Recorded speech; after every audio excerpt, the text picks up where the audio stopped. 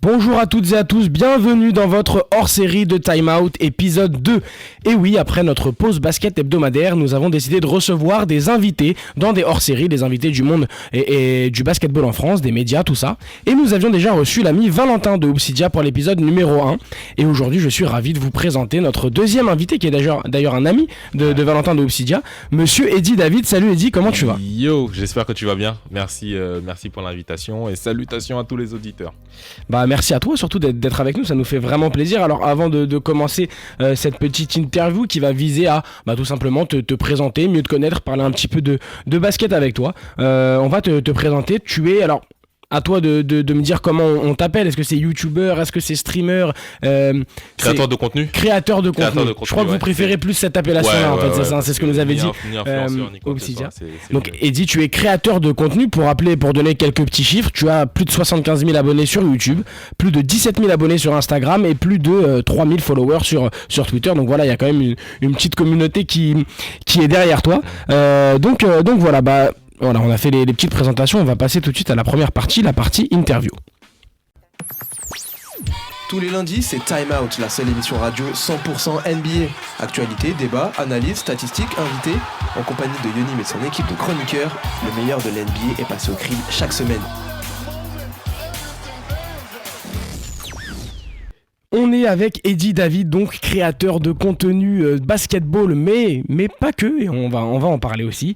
On va apprendre à mieux te connaître, Eddy. Alors première question, Eddy David, est-ce que c'est ton vrai nom ? Parce qu'on le voit sur ta chaîne YouTube, il y a aussi Monsieur Pensée Basket. Du coup, comment on doit t'appeler ? Eddy David, c'est mes deux prénoms en fait. Ok. Eddy parce que mon père étant petit, quand il était plus petit, il était fan d'un acteur qui s'appelait Eddy Constantine, et du coup on l'a surnommé Eddy. Et vu que j'étais son premier fils, il a mis Eddy. Et David parce que c'est le prénom de mon grand-père, le père de mon père, du coup ça fait Eddy David. Et après j'ai mon nom de famille, du coup ça fait Eddy David. Franchement ça claque déjà, Eddy David, ça fait pas mal franchement comme nom de scène. On l'a dit précédemment, t'as vraiment une petite communauté derrière toi maintenant. Comment t'en es arrivé là ? Raconte-nous un petit peu ton parcours, comment toi et le basket déjà vous êtes tombés entre guillemets amoureux. Waouh, moi et le basket. Alors, je raconte toujours cette petite anecdote sur comment j'ai commencé le basket, etc. J'ai un pote d'enfance, Bertin, son grand frère jouait au GSF Nanterre à l'ancienne, tu vois. Enfin, il était à Nanterre, tu vois. Et il nous avait appris à jouer au basket. C'est les grands frères de Bertin, Nelson, Terence, Mathias, etc. D'ailleurs, dédicace à eux s'ils écoutent le podcast. Et du coup, on avait commencé à kiffer le basket comme ça au fur et à mesure. Et je me rappelle en CM2, CM1, CM2, on avait gagné le tournoi du Val-de-Marne de basket avec Igor, Bertin et moi. Je n'étais qu'une vraie... genre j'étais 10% du truc, tu vois. Igor, c'était, 40%. Bertin, c'était 40%. J'étais à peu près, tu vois. Mais t'étais là. Mais j'étais là. C'était vraiment, voilà. Et il y avait la hiérarchie. Et après, j'ai un peu laissé le basket de côté. J'ai fait du foot, j'étais ultra nul. Mais quand je te dis nul, c'était nul. La petite anecdote que mes petits frères racontent à tout le monde, c'est que j'étais gardien un jour et je portais des lunettes. Je porte des lunettes, tu vois, depuis longtemps. Et il y a eu un engagement. À l'engagement, je me suis mangé une frappe du milieu de terrain. À l'engagement, je regardais le soleil parce que tu sais, il y avait bu. J'avais pas vu que la balle était entrée dans les goals, tu vois. Non, j'ai cru que t'allais me dire que tu t'étais pris la balle en plein dans la tête. Non, il y a eu but, genre engagement, frappe, but, directement en 30 secondes de jeu, tu vois. Et du coup, j'ai laissé le foot, je suis reparti à mon amour de base qui était le basket. Et du coup, j'avais des tentations de me dire, ok, je peux passer à un certain niveau, genre national, voire pro, tu vois. Et je me suis donné vraiment, vraiment à fond. Je regardais beaucoup de vidéos, je jouais beaucoup, etc. Et après, au fur et à mesure, tu te rends compte que... Psychologiquement, j'avais pas passé un certain cap pour essayer d'affronter les autres, etc. Et du coup, je me suis recroquevillé sur ce que je faisais le mieux, qui était de parler, tu vois, de transmettre certaines choses et compagnie. Du coup, c'est là où j'ai créé entre guillemets, je suis en train de créer ma communauté. Alors, juste avant de revenir sur cette communauté, donc tu nous as dit que tu avais fait du basket. T'en fais encore un petit peu aujourd'hui. Tu joues, c'est quoi ton niveau, mais ton vrai niveau aujourd'hui? Alors, j'en ai jamais fait un club. Ouais. J'en ai jamais fait un club, justement parce que j'avais toujours cette barrière psychologique de la peur, tu vois. Maintenant, si je vais dire mon vrai niveau actuel, waouh. Parce qu'il faut savoir que j'ai pas vraiment de temps d'aller jouer, tu vois, parce que je sors des vidéos 3 fois par semaine, lundi, mercredi, vendredi. Je fais des lives mardi, jeudi. à 22h. Et je suis consultant TV chez Winamax de lundi à vendredi, tu vois. Ça fait que j'ai que les week-ends de libre et les week-ends, je suis obligé de préparer les vidéos pour la semaine prochaine, tu vois. C'est ça, tu vois. Et du coup, là, je suis là d'ailleurs parce qu'il n'y a pas d'émission comme il y a eu All-Star. Je suis là tranquillement pour un peu profiter de mon temps, tu vois, mais sinon j'ai pas vraiment le temps. J'essaie juste un petit peu de m'entretenir physiquement. Donc en fait là t'es en train de me dire qu'on est en train de te gâcher ton temps où tu progresseras au basket. Ah, on peut dire ça comme ça. Non, j'avais progressé au basket sur Touquet plutôt. C'est okay. Mais ouais, non, j'ai toujours cette...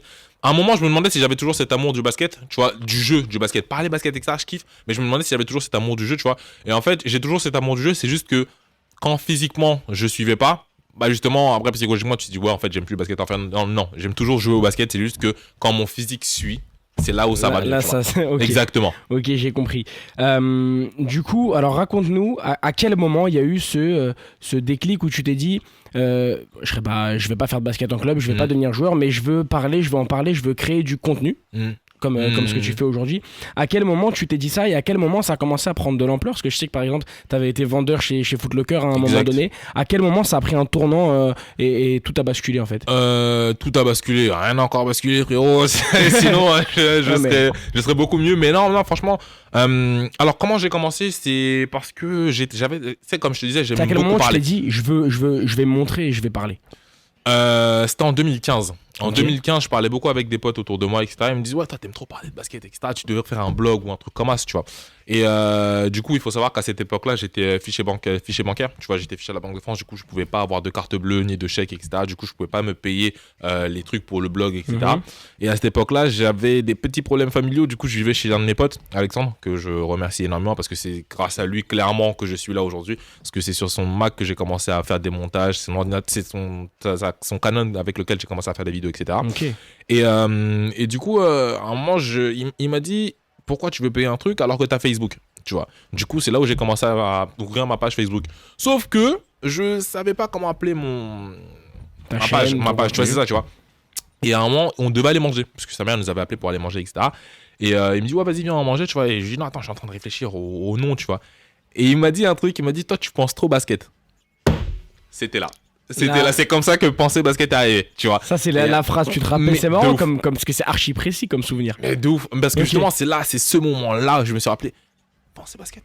T'es pas con, toi, en fait, non. Et du coup, ouais, c'est là, j'ai commencé, parce que j'ai commencé par une page Facebook. Après, j'ai continué sur YouTube en 2016, en mars 2016. J'ai commencé par des workouts, etc. Et j'étais très dépressif. Enfin, j'étais assez bipolaire. J'avais les symptômes de la bipolarité quand j'étais à cette époque-là, tu vois. Je passais du rire au pleur en 30 secondes. Et là, ça va beaucoup mieux, parce que voilà, j'ai travaillé sur moi. Mais je suis passé par une phase de dépression à un moment, parce que je suis passé de maison en maison, de là à là, parce que j'avais forcément quelques petits problèmes. Et un soir, je me suis dit, pourquoi moi, pourquoi tout ça m'arrive, etc. Du coup, j'ai supprimé toutes mes vidéos de ma chaîne, tu vois. Ok. Et acte que je regrette encore jusqu'à aujourd'hui. C'était sur Facebook, ça? Non, j'étais déjà sur YouTube. J'étais déjà sur YouTube, tu vois. J'étais vraiment dans une phase bien ascendante, tu vois, parce que j'avais des vidéos à cette époque-là qui avaient des dizaines de milliers de vues, etc. C'était vraiment pas mal, tu vois. Et du coup, j'ai décidé de les supprimer. Et puis après, j'ai commencé à repartir petit à petit. Et c'est que l'année dernière où je me suis rendu compte que je pouvais créer quelque chose. Parce que l'année dernière, je commençais l'année, j'avais 20 000 abonnés ou un truc comme ça. Ah ouais, donc t'as pris rapidement. On peut dire ça comme ça. Ouais, YouTube. Okay. J'avais 20 000, environ 20-25 000. Je me rappelle, avant l'été, j'ai eu un boom où je suis passé de 35 000 à 50 000 d'un coup, tu vois. Et c'est surtout en fait le fait de me dire, parce qu'il y avait beaucoup de problèmes, enfin pas de problèmes, mais il y a beaucoup de entre guillemets de bâtons dans les roues qui sont arrivés dans cette période-là. Et trouver un nouvel appart, parce que maintenant j'habite dans un nouvel appart. Après ça, trouver un nouveau taf, parce que maintenant je suis consultant TV chez Winamax. Et dans tout ça, après, créer un nouveau style de contenu, j'ai envie de dire, sur YouTube et qui fonctionne, tu vois. Ces trois choses sont arrivées dans l'espace de août-septembre, tu vois. Okay. Et du coup, ça fait que ça m'a permis de me dire, ok, maintenant je peux devenir quelqu'un, maintenant je suis en train de faire quelque chose, tu vois. Et là, justement, j'ai passé les 70 000 abonnés sur YouTube le 22 janvier, tu vois. Et là, on va arriver à la fin du mois de février, je suis arrivé aux 80 000, tu vois. Ok, bah franchement c'est une histoire archi intéressante. C'est un parcours assez atypique et ça peut donner des idées à d'autres par exemple. Moi je sais que je me suis jamais lancé sur YouTube par exemple. Il faut. J'y ai pensé, je voulais faire des vidéos sur comment faire des bracelets. Non, je rigole. Tu nous as mentionné du coup ce taf de consultant télé chez Winamax. Alors raconte-nous un petit peu comment ça s'est fait et en quoi ça consiste tout simplement aujourd'hui. Alors en quoi ça consiste? C'est tous les lundis, mardis, jeudi, vendredi, je me pose avec soit Lucas Nico, soit Marion Santiago, soit Rémi Reverchon parfois qui vient aussi, et Broky. Tous les vendredis c'est avec Broky Brooks, le gamer ça. On se pose, on parle basket, on parle NBA de 19h40 à 20h10. C'est très cool, franchement, c'est un moment tranquille. Tu peux retrouver, pour les personnes qui veulent écouter ça ou regarder ça plutôt, c'est sur YouTube, Winamax, l'application Winamax, Winamax TV et Twitch. Non, il n'y a plus Twitch, c'est YouTube, Winamax et Periscope. Ces trois-là. Periscope qui est disponible sur Twitter. Sur Twitter, en fait, exactement, c'est ça. C'est l'application de stream de Twitter. Et du coup, comment je suis arrivé là? C'est en fait, j'ai commencé chez Winamax, j'ai commencé entre guillemets en freelance chez Winamax il y a 2 ans maintenant, je crois. C'était pour un Super Bowl ou un truc comme ça. Okay. C'était pour un truc comme ça. Après, ils faisaient des trucs qu'on appelait les Wina Night, où chaque nuit, on parle un petit peu, en regardant un match NBA, on parle de basket, etc. Et j'en ai fait quelques-unes. L'année dernière aussi, ça s'est continué. J'ai eu des petits appels par-ci, par-là, par-ci, par-là. Et à la fin de l'année, mon pote Lucas, parce que c'est d'ailleurs grâce à lui que je suis chez Winamax, tu vois, il m'a dit il y a moyen que les émissions passent hebdomadaires, du coup il y a moyen que on veuille te signer parce que ils kiffent ce que je produis, etc. Et de fil en aiguille, je suis arrivé à là. Du coup, je suis là pour la saison NBA. Et tu donnes aussi tes meilleurs pronostics. Exactement. Sur je fais l'effort. avec des avis parfois bien tranchés. Et c'est aussi ça qui est intéressant chez toi. On a parlé qui fait aussi que je me mange souvent des grosses critiques, mais ça arrive. C'est le jeu. C'est le jeu des réseaux sociaux. Exactement. On passe tous par là. C'est justement signe que ça marche bien. Exactement. Et tu as mentionné tout à l'heure les NBA 2K, tu joues beaucoup à NBA 2K, d'ailleurs tu as récemment organisé un gros événement le week-end dernier, tu vas pouvoir nous en parler, mais tu as donc aussi un attrait pour les jeux vidéo. Alors parle-nous-en un petit peu. Est-ce que c'est que du 2K, est-ce que c'est que du sport, est-ce que c'est des jeux vidéo en général et pourquoi tu fais ça aussi en même temps? Les jeux vidéo, je pense que comme les gens de ma génération, tu vois, on a tous grandi avec la Play 1, Play 2, etc. Je kiffais à cette période-là. La Play 3, c'est là où il y a eu un takeover de mes petits frères. Tu vois, là, ils ont pris le titre. C'est bon. D'accord. À la maison, je ne pouvais plus rien dire parce qu'ils me fumaient à FIFA, ils me fumaient à Call of, ils me fumaient à tous les jeux possibles. Dragon Ball Z, j'en parle même pas. Tu vois, ils m'explosaient. Et tu t'es dit, faut que je leur montre. Et non, même pas. Je me suis dit, bon, en fait, il faut que je leur laisse surtout. Tu sais, je vais me mettre de côté. Je vais aller jouer au basket. C'est très bien comme ça, tu vois. Et en fait, c'est depuis l'année dernière.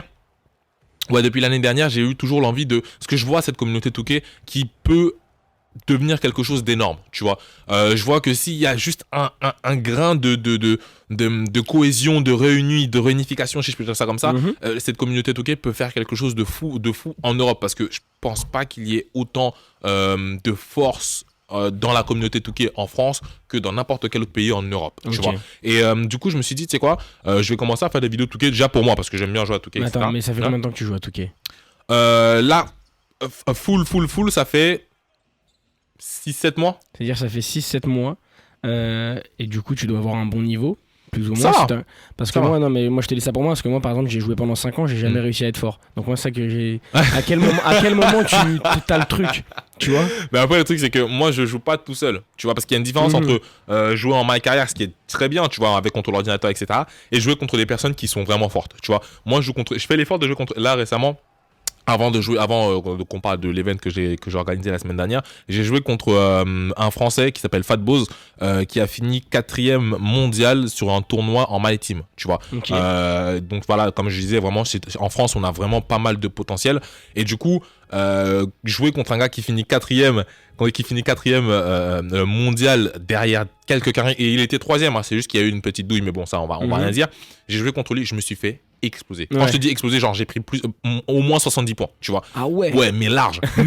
mais derrière, tu vois, j'ai pu capter certains trucs, et après quand j'ai joué contre des personnes qui étaient moins fortes, qui étaient normalement à mon niveau, je les explose maintenant, tu vois. Et du coup, je fais ça que ce soit en mode my team, que ce soit en mode my carrière, je joue toujours avec des personnes qui sont plus fortes que moi, tu sais. Il y a cet adage qui dit souvent si t'es le mec le plus intelligent dans la pièce, c'est que t'es dans la mauvaise pièce, tu vois. Je fais la même chose sur 2K. Si je suis le mec le plus fort dans la pièce, c'est que je suis dans la mauvaise pièce. Il faut que j'aille ailleurs, tu vois. Faut toujours Exactement. Ok. Donc du coup, bah voilà, t'es implanté dans entre guillemets le YouTube game, le Instagram game, tout ce que tu veux, Twitch game, jeux vidéo. Vous êtes dans cet univers un petit peu basket, vous êtes plusieurs youtubeurs, vous êtes une petite bande, si je peux me permettre, avec Obsidia, Briscoe et d'autres noms que j'oublie sûrement. Comment vous vous êtes rencontrés? Comment vous avez amené à être comme ce que vous êtes aujourd'hui, c'est-à-dire cette petite bande, ce petit crew? Alors, ça a d'abord commencé, la première personne que j'ai rencontrée, c'était Workout Channel. Quand j'ai commencé mes vidéos, je faisais des vidéos de workout où j'expliquais comment avoir une meilleure détente, etc. Et j'avais dit que j'ai commencé... Tu dunk? Je dunk, oui, ça c'est sûr, ouais. ça c'est sûr. Ça c'est même si je pense que même si j'ai moins une jambe, je pourrais toujours dunker parce que j'ai toujours la base, tu vois. Pareil. Mais... on a senti la sérénité dans ton regard. Alors le truc c'est quand j'ai commencé les vidéos comme ça, j'avais dit que c'était parce qu'il y avait peu de gens qui faisaient des vidéos workout. Personne. J'avais même pas dit peu de gens, j'avais dit il y avait personne. Et Workout Channel, il arrive en mode frérot. Moi aussi je fais des vidéos workout. D'ailleurs le nom de ma chaîne c'est Workout Channel, tu vois. Du coup voilà, de fil en aiguille on s'est rencontrés, on a commencé à parler. Ensuite, ça a été Briscoe. Briscoe, parce que j'avais lâché un commentaire sous une de ses vidéos. Je sais plus c'était laquelle, mais j'avais lâché un commentaire sous une de ses vidéos. Il est venu sur ma page Facebook qui m'a dit hey, gros, viens, on link up, tu vois. Et du coup, on a commencé à se parler. Et du coup, j'ai dit, vu que je connaissais Workout et Briscoe, je me suis dit, c'est quoi, on va faire un petit groupe tous les trois. Et à côté de ça, il y avait Paf qui faisait des vidéos Touquet. Et c'est Briscoe et lui, ils ont fait des vidéos ensemble, etc. Et derrière, après, il y a Valentin. Du coup, Valentin, il m'a rencontré. Après, on a commencé à parler. Et du coup, de fil en aiguille, on a créé. Entre guillemets tout ce crew là. Et aujourd'hui, ça fait tout ça. Ça fait que tu es un créateur de contenu qui crée du contenu sur le basket, qui est aussi consultant sur Winamax, qui donne les meilleurs pronostics, qui joue à Touquet, qui est devenu un mec qui affronte des mecs balèzes. Des mecs bien chauds. Et voilà, tu fais partie tout simplement de ce paysage médiatique qui vise à faire rayonner le basket et tout ce qui se passe autour de ça. Merci beaucoup, Eddy, pour entre guillemets t'être livré à nous, parce que comme tu t'es livré pour cette première partie interview. Juste avant de terminer, on va faire un petit question-réponse en mode rapide. Okay. C'est la deuxième partie, on y passe tout de suite.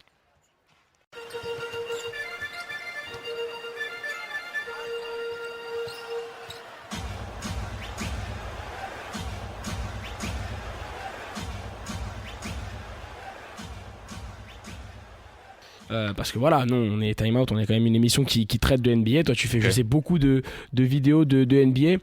Voilà, je vais te poser des questions, tu vas me répondre. Alors, quand je te dis rapidement, c'est pas du tac au tac, mais voilà, on va dire 10-15 secondes max de réponse. T'as capté le vas-y, truc? nickel, je capte. Ok, bon, on part tout de suite, ça va être rapide, t'inquiète pas. Tout simplement, première question, si t'en as une, quelle est ta franchise préférée? All time?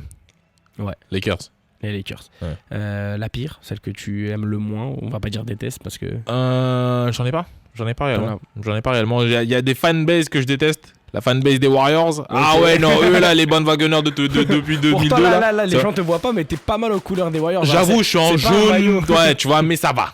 Ouais. Personne ne voit. Ok, pourquoi c'est une communauté qui arrive en 2015, non, même pas. C'est même pas question de communauté arrivée quand quoi que ce soit. Parce que forcément, quand tu commences le basket, tu vas prendre une communauté. C'est juste le fait de penser que comme t'arrives dans le basket et que t'arrives pour une équipe, tu connais tout. Tu vois, non, gars, tu viens d'arriver, kiffe, mais apprécie aussi ce qui s'est passé avant. Tu vois, c'est juste ça. Quel est ton joueur préféré all-time et actuel? All-time Kobe Bryant by far et actuel Russell Westbrook. Ok. Et celui que tu aimes le moins actuellement? Un joueur dont t'es vraiment pas fan? Patrick Beverley.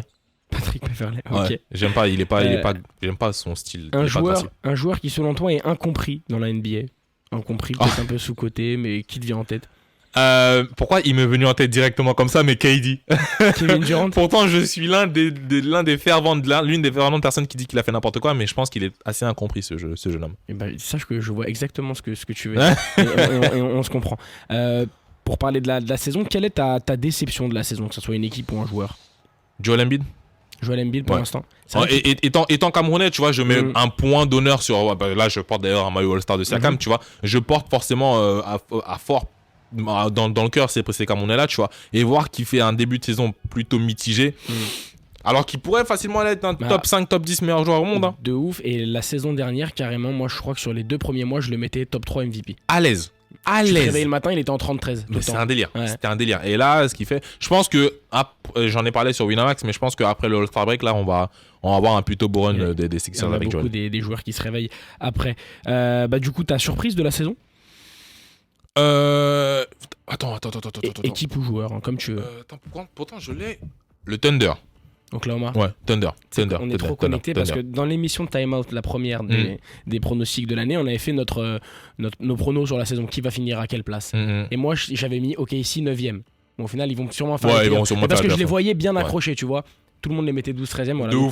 On est connectés, je pense qu'on a la même vision du basket. Qui va gagner la NBA? Les Bucks. Ok. Les Bucks. Beaucoup de gens pensent les Lakers parce que t'as vu avec l'histoire Kobe, etc. Non. Giannis. Ok. Qui sera MVP? Giannis, il a même pas de question. Là, il y a même pas back-to-back, vite fait. Qui sera MIP? Bonne question. J'ai envie d'aller avec Pascal Siakam parce que il fait un corps. Ouais, parce que là, tu vois le stade qui passe. Tu vois, l'année dernière, il passait du stade de role player à lieutenant. Là, il passe du stade de lieutenant à franchise player et il assume. Parce que là, à l'heure actuelle où on tourne, les Raptors sont 2e de la conférence Est et 4e je crois, de la NBA ou un truc comme ça, 4e ou 5e. Okay. Qui sera le Defensive Player of the Year? Est-ce que je peux dire Rudy parce qu'il est français? Juste parce que t'as vu. Tu peux. Parce que c'est lui, tu vois. Mais non, franchement, si on va être vraiment un truc. J'ai pas vraiment réfléchi à cette question. Est-ce que tu penses que. Moi, là, c'est une question que je te pose, elle est même pas écrite sur le programme, mais est-ce que tu penses que Giannis peut l'être? Franchement, il était dans ma tête. C'est pour ça que j'ai dit, je suis en train de réfléchir parce que je me disais, parce que l'année dernière, déjà, il pouvait l'être. L'année dernière, il pouvait être MVP DPOY. Exactement. Ce qui va peut-être être problématique avec ça, c'est que il joue moins de temps que certains autres joueurs. Tu vois, il joue 30 minutes, mais en 30 minutes, le rendement qu'il donne, frère, c'est un rendement royal. Tu vois, il fait son taf et voilà. Après, c'est bon. Si tu n'arrives pas à gagner contre nous, c'est pas notre problème. C'est pas mon problème. On va passer à alors pas vraiment NBA, mais plus lifestyle, on va dire. Okay. Il y a 4 petites questions. Quelle est ta paire de pompes préférée dans la vie de tous les jours? Air Force One. Air Force One. Ouais, classique. Comme Dr. Dre. C'est une paire que je trouve incroyable. Je l'ai jamais acheté. J'en ai jamais porté. Je sais pas pourquoi. C'est quoi, je vais en acheter une par contre, Air Force One blanche, hein, parce que les noirs, c'est un peu chelou. Les blanches classiques. Ta paire quand tu joues au basket? La paire avec laquelle j'ai bien aimé jouer, c'était des Kyrie 5. Non, des Kyrie 3 Inferno. Okay. J'ai beaucoup aimé cette paire-là, j'ai joué avec longtemps et du coup, j'ai beaucoup aimé. Ton son préféré dans l'ambiance basket, qui te met bien? Qui me met bien Loupé Fiasco de Show Must Go On. Okay. Ça me met bien dans le mood de ok. Là maintenant on commence à entrer. Tu rentres dans le truc et après par contre ça c'est quand je suis en train d'entrer dans le game. Avant ça c'est J. Cole, Young Simba. Okay. Ground Simba plutôt. Ça par contre ça tape. Et enfin, quel est ton magazine ou émission préférée sur le basket? On enlève Time Out évidemment. Ah d'accord. Clutch sur Winamax le lundi, mardi, jeudi, vendredi. Non, lundi, mardi, mercredi, jeudi, vendredi. Voilà, comme ça c'est dit, j'ai fait ma petite promo. T'as raison, tout est enregistré. Voilà, on a fini. T'as été super efficace dans ces petites questions, franchement. Et puis j'aime beaucoup les avis que tu partages, même si ça ne va pas plaire à tout le monde. Voilà, évidemment. Merci beaucoup, Eddie, d'avoir été avec nous dans ce numéro 2 de hors série de Time Out. Vous pouvez liker, vous pouvez partager sur Twitter, nos réseaux sociaux, Twitter, Facebook, Instagram. Time Out en air sur Twitter, Time Out-NBA sur Facebook et Time Out NBA Podcast sur Instagram. Et on se retrouve, je l'espère, bientôt pour un 3e numéro avec un nouvel invité. Salut Eddie. Salut à tous, à bientôt. Retrouvez-nous sur Twitter, Facebook, Instagram, Time Out on air et Time Out-NBA.